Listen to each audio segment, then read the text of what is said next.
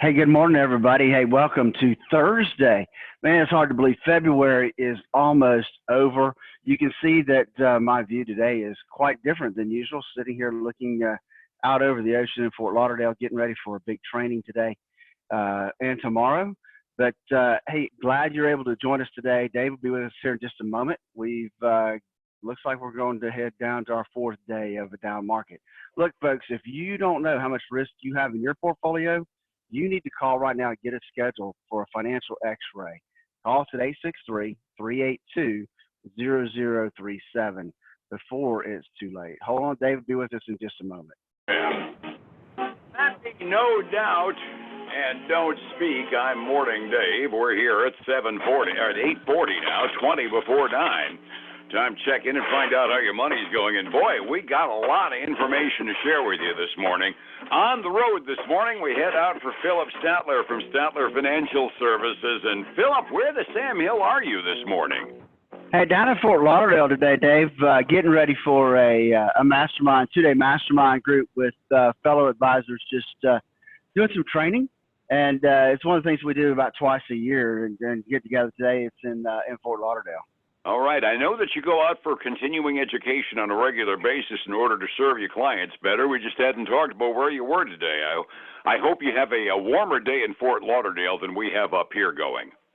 It was a bit chilly out there when I was sitting out there eating breakfast outside this morning. At least you could eat outside. I think I had popsicles growing off my nose this morning. We're starting out with setting the table. Another crummy day on Wall Street, but nowhere near as crummy as the days before it. NASDAQ actually gained 15 points yesterday, while the Dow was dropping 124 and the Standard & Poor's almost 12. We're still scared of the coronavirus, and the news that comes out overnight is that Sacramento now has a confirmed case of coronavirus. And the part that really scares people is they don't know where the origin of this case came from. That means they call it in the NIH terms a community infection, which is one of those things that scares the bejeebers out of investors as well, because it sure doesn't look pretty early this morning, does it? No, it really doesn't. We are heading into the fourth day of a red market. And so it's just one of those things that this coronavirus has got everybody uncertainty really spreading like wildfire. And so that's really the key, I think, right now to what's driving this downward movement in the marketplace. Absolutely. Doing my math off of the numbers, if we stay at the kind of percentage losses we're at today, at the end of today, we will have made that 10% correction standard. Whether that's good news or bad news, we're due for one, as we've been saying. Wasn't expecting it to happen this fast. That'll be 4 days for a 10% correction all in one fell swoop, which is definitely not fun if you're a trader on the market. No, it's not fun. It's actually painful to sit there and watch it do that. And so it goes to the whole point that I always make is that you need to make sure you've got exit strategies in place. And too often, 9 times out of 10, that's not the case. People don't have those type of things in place. And so, this down market, it's who knows how long it's going to be here. If we continue to get this kind of news, it could continue. This may be the bear market start. I mean, if we get bad news all next week, just think if it keeps dropping this way next week, we'll be in that number. Absolutely. And something we've said, even though we hate really sounding like we're stinking, thinking infected, but we're overdue for at least a mild bear market. It's going to happen eventually. We're just hoping against hope it doesn't happen. That doesn't mean it won't, and we're overdue, so it could. Boatload of information that comes out of the government this morning. The big number was fourth quarter gross domestic product. The second look at it, they revise it twice after the first look, so this is number 2 of 3. And they held it steady, growth by 2.1% in the fourth quarter. Was that a pleasant surprise or what they expected? Dave, since I'm remotely, I don't have access to everything I usually do, and that one I don't have the expected numbers there. I think that was probably what was expected, but I'm not for sure. I know one of my tip sheets was saying they were expecting no change, but you generally have a bigger picture than that. Other information that comes out, first-time unemployment claims last week, we still say inordinately low, but we did gain 8,000 more unemployment claims last week. Still only 219,000, so we're beyond full employment. Consumer spending in the fourth quarter, they confirmed with a slight revision to 1.7% growth in the fourth quarter. And that kind of continues the disappointment we had at the first look we had at that, right? Yeah, it does. And so, but I will tell you, I've got some earnings from some retail today that were actually surprises. And so I think that that'll be a good thing as we look forward to some of the stuff that I've got in reports today. It's the travel industry is getting hurt pretty bad, but some of the retail is getting pumped up. Sounds good. Let's get to the good news in a couple of seconds. About the only really other earth-shaking thing that we had on the ticker of news this morning is the 10-year federal treasury notes are trading now at under 1.3%. We're at an all-time low, which kind of indicates that a whole lot of the big money is flying to safety. But holy crud, did you ever think you'd see 1.27, 1.28% interest rates on a T-bill? No, I really didn't, Dave. I didn't think we'd get that low. It's amazing that interest rates have gotten that low so far. We'll see, how much further can they really go, but that just shows the flight of safety. Absolutely. Investors are saying, whoa, wait a minute, I'm going to ride this puppy out someplace where I get nothing instead of run the risk of losing my shirt. That pretty much is the extent of the news items, as we call it, our epidemiology report for the moment. You have some good news on the trading front, huh? We do have some good news. We got some things like Best Buy reported their quarterly report. They beat by 15 cents a share, and their revenue was above forecast. And one of the key indicators they look at when it comes to retail is same-store sales, and those also beat the current forecast. Now they do say the coronavirus is going to give them a kind of a short-term disruption, and that disruption, you start talking about the coronavirus, it starts to affect things. So they're down about 2.3% this morning. Microsoft also put a warning out saying their first half of the year was going to be affected by the coronavirus, and they're trading down. So manufacturers through the retailers all getting bit a little bit by this, aren't they? That and the travel industry. So we had Keurig Dr Pepper came out. They matched the forecasted earnings. Revenue was slightly above estimates. They did announce some long-term agreements with Nestle to package some of their coffees. They're down 5.3%. A lot of this, I think, is just because the market's tanking in general. Mm-hmm.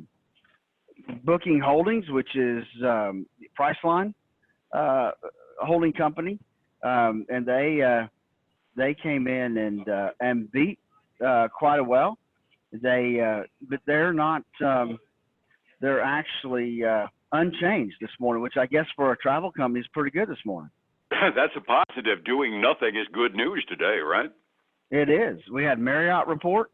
They beat by 10 cents. Revenue, though, did come in below the forecast. And again, they're talking about the coronavirus and how that's going to impact them. They're unsure, and they're down 2.5% today. So where's the good news, right? Where are we looking for good news? Well, we got things like Box.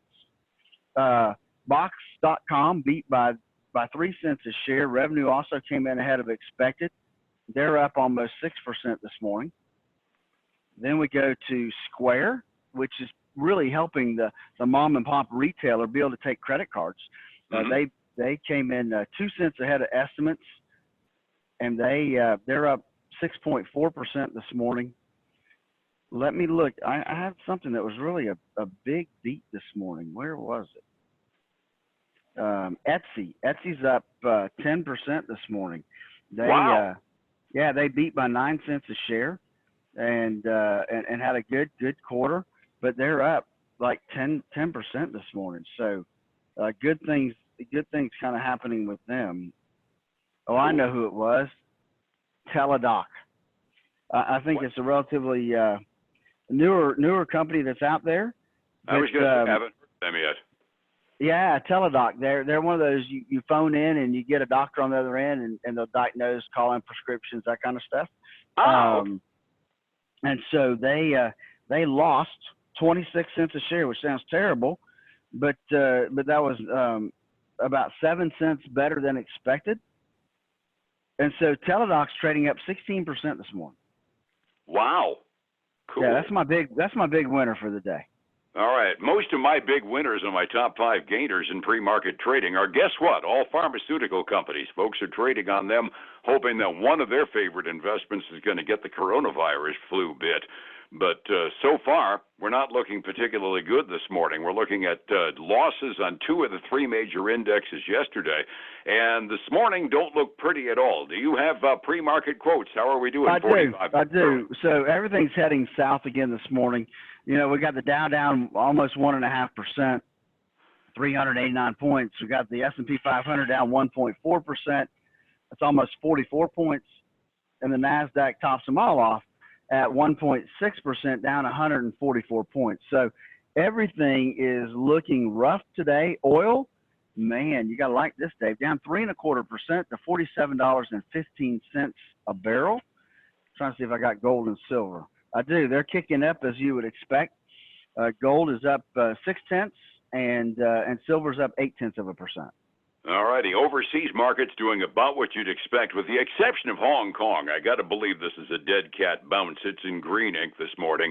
Otherwise, Japan traded down by over 2%. European markets are trading down by darn near 3%, where they've got some real problems with the coronavirus as well. Philip, let's recap once again. Well, how does somebody make a stability move for their retirement account in times like this? Because it looks like just about every equity is going down. That exit strategy counts for a lot. How do I find you? Hey, give us a call at 863-382-0037 to schedule your financial X-ray. Hey, do it now, especially if you're in that retirement danger zone. Now's the time to find out how much risk you really have in your current portfolio.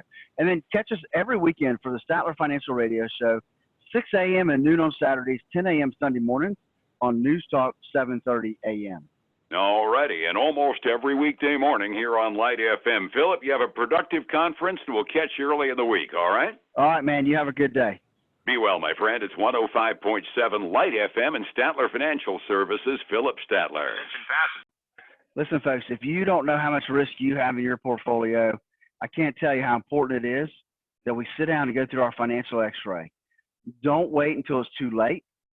We don't know what this market's going to do. You need to know where you are, especially if you're in that financial retirement danger zone. Give us a call, 863-382-0037. I look forward to talking to you again on Monday. Have a great day and a great weekend.